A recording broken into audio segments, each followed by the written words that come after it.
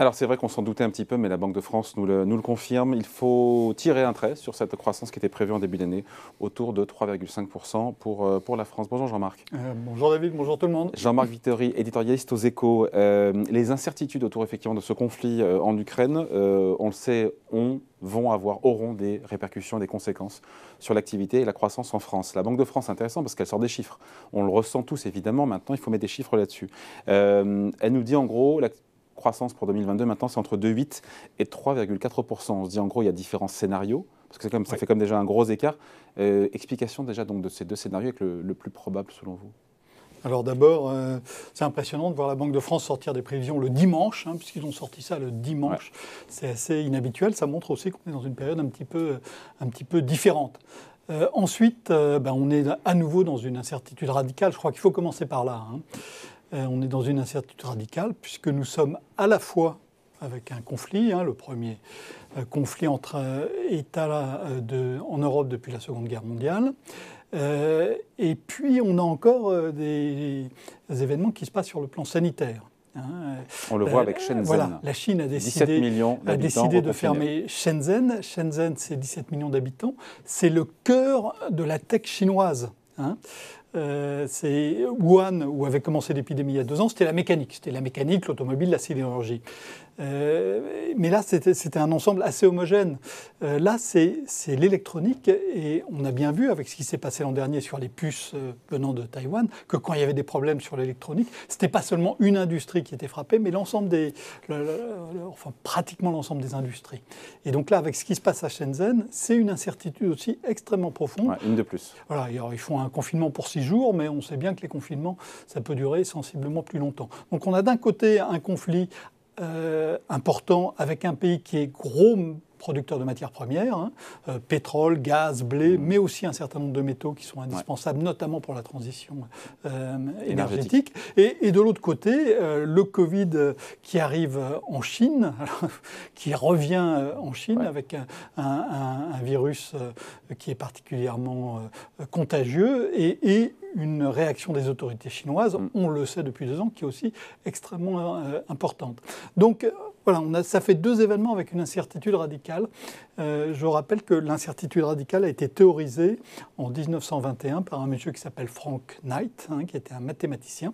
En 1921, on était juste après une guerre et juste après une épidémie. Et malgré cette incertitude radicale, donc elle nous dit, la Banque de France, on passe de 3,5 de croissance à 2,8, 3,4. Voilà, elle fait des hypothèses. 3,4, on a du mal à y croire. Mais ça suppose de faire des hypothèses sur le prix du gaz, sur le prix du pétrole, sur le prix du blé. Et ensuite, selon les hypothèses qu'on retient, on arrive à des chiffres de croissance un petit peu différents. Ce qui est important d'abord de voir, c'est qu'on est sur une forte lancée. C'est ce qui nous sauve. Voilà, en 2021, la fin de l'année a été très tonique. Et donc, c'est un peu comme en montagne. Il y a des histoires d'acquis et de moyenne. C'est un peu comme en montagne. Si vous montez beaucoup la veille, l'altitude moyenne à laquelle vous serez le lendemain, elle sera plus élevée parce que vous avez beaucoup monté en fin de journée la veille parce qu'il faisait bon, vous étiez en forme, etc.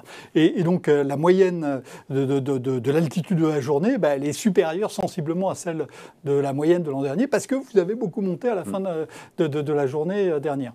Et donc la croissance, c'est pareil. On a eu une très forte croissance en fin d'année 2021 et c'est ça qui nous porte sur la moyenne, sur le niveau moyen de l'activité 22 par rapport au niveau moyen 21.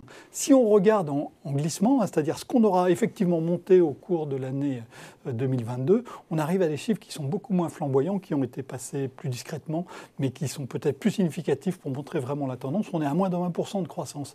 Si on regarde la fin de l'année 2022 par rapport à la fin de l'année 2021. Donc la vraie croissance, quelque part, sur 2021, 2022 sera plutôt 1%. On est plutôt sur un rythme, on serait sur un rythme inférieur à 1%, qui était en gros ce qu'on avait, ou même un peu moins de ce qu'on avait avant l'épidémie en structurelle sur les décennies précédentes. Donc c'est un gros atterrissage. C'est un gros atterrissage. C'est un gros atterrissage. Moi, je pense qu'on aurait eu de toute façon un atterrissage. Oui, pas aussi violent. Mais il devient beaucoup plus violent. Sur le 2,8% de croissance qui, en fait, en en glissement annuel, Oui. décembre 2022 sur décembre 2021 serait plutôt autour de 1%. Moins de 1%. Ouais. On a D'après les chiffres Banque de France. Quelle hypothèse on a sur le pétrole, pour voir si c'est cohérent, si c'est réaliste? On a un pétrole à 125 $, dans le scénario le plus dégradé, nous dit la Banque de France. On a un prix du blé qui augmente des 2/3. On peut dire c'est raisonnable. Franchement, je pense qu'aucun expert aujourd'hui ne peut vous dire ce qui est raisonnable là-dessus. On est à 105 $ au moment où on se parle, on était à 140 il y a une semaine. Parce qu'on est sur des marchés qui sont où on a très très peu de marge de manœuvre. Si vous n'avez pas de fer, vous pouvez vous en passer, vous pouvez vous arranger, tout ça. Si vous n'avez pas de pétrole, ça va très très très vite. Si vous n'avez pas de blé, ça va encore plus vite. Et donc on est sur des marchés qui sont très peu élastiques. Donc quand un tout petit peu de quantité manque, les prix peuvent flamber de manière absolument extraordinaire. On l'a déjà vu et on pourrait le revoir. C'est pour ça que faire de la prévision un peu solide cette année est à nouveau extrêmement compliqué. Ouais. Sachant que là, tout ça, c'est pas le scénario du pire. Je veux dire, la récession, on va l'éviter cette année. Il n'y aura pas de récession en France. Il faut voir ce qui va se passer sur le plan géopolitique. Si la géopolitique ne change pas de manière radicale, c'est-à-dire si le conflit ne dégénère pas à une beaucoup plus grande échelle, a priori, la récession doit être évitée en France cette année. Pour qu'il y ait une récession, il faudrait qu'il y ait une chute extrêmement brutale à partir de maintenant. Et cette chute, pour l'instant, avec les données qu'on a aujourd'hui, on ne la voit pas. Bon, la Banque de France qui table aussi, Jean-Marc, sur des mesures, sur les mesures du gouvernement. On a eu les 15 centimes, encore une fois, de remise sur l'essence, qui mise aussi sur le plan de résilience qui va être annoncé, je crois, demain, pour soutenir l'activité. Oui, bien sûr, il va y avoir des mesures, il y en a déjà eu, il va y en avoir. D'autres, la vraie question ensuite, encore une fois, mais on a l'impression de se répéter un peu ici, ça va être évidemment la facture. On est dans des milliards, on va arriver vite dans des dizaines de milliards qui vont venir déséquilibrer encore un peu plus des comptes qui n'étaient déjà pas d'équerre. Ouais, avec une inflation, parce qu'elle se risque aussi, la Banque de France, à faire des prévisions sur l'inflation. Elle nous parle de 3,7, entre 3,7 et 4,4%, mais on se dit que sans les boucliers qu'on a eus sur l'électricité et sur le gaz, on serait comme les petits copains en Europe, autour de 5 ou 6%. Oui, si vous regardez les prix de l'électricité en France, on est à plus 4% sur un an. Si vous regardez dans la zone euro, on est à plus 29%. Voilà. Donc clairement, on est protégé sans même s'en rendre compte. Moi, je crois que ce qui va se passer cette année, enfin là où l'enjeu est plus important, plus encore que la croissance, c'est clairement l'inflation. J'ai été jusqu'à présent assez tempéré sur le risque d'inflation. L'inflation, c'est un emballement généralisé des prix et des salaires. C'est les prix qui montent. Les salaires montent ensuite pour rattraper les prix. Vous êtes en train de changer de grille de lecture là-dessus. Et là, clairement, avec ce qui se passe depuis 15 jours, un peu plus maintenant, on est en train effectivement de changer complètement de système, de mécanique. Et c'est ça qui va être, ça se termine pas toujours bien quand même, le plus intéressant. Ça se termine toujours bien, ça peut durer des années avant que ça se termine bien. Ça se termine pas toujours bien. Pas toujours bien parce que le cocktail économique dont on parle là, c'est moins de croissance, plus d'inflation. Oui, bien sûr. C'est un cocktail très agréable à boire. Non, je pensais que vous disiez que l'inflation, ça se finissait bien en général. Non, effectivement.